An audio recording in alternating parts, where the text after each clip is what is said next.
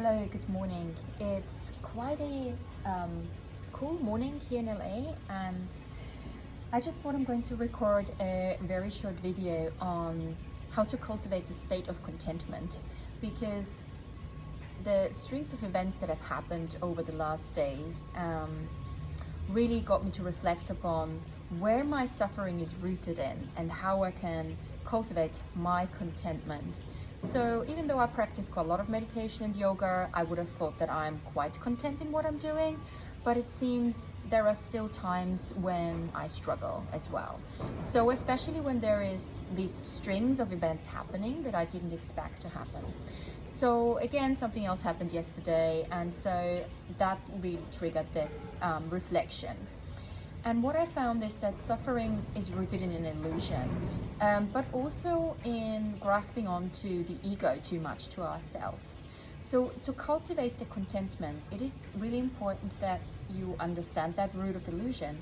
So I think for me, it was this whole idea around coming to LA.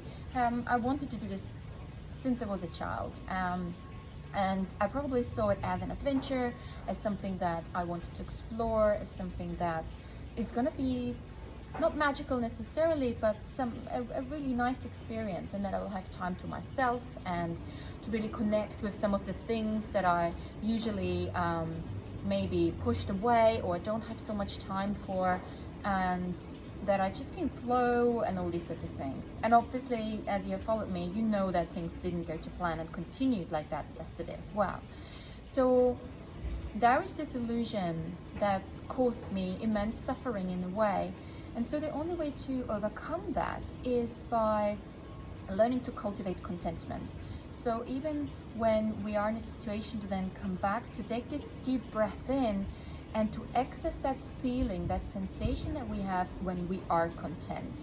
And this might be just closing your eyes for a moment, thinking of a particular place where you want to be, but also sometimes to allowing sensations to come through. So yesterday, when it was a little bit of a tip of the iceberg situation, my tears just poured out. And I went to this cafe and I asked this poor young lad for some help. And he was so helpful and understanding. And crying, tears or laughter is just the opening of our heart. So while we sometimes may not be able to find that state of contentment so easily, allow your heart to open, because that is also important in cultivating that. I wish you a wonderful day. Stay content.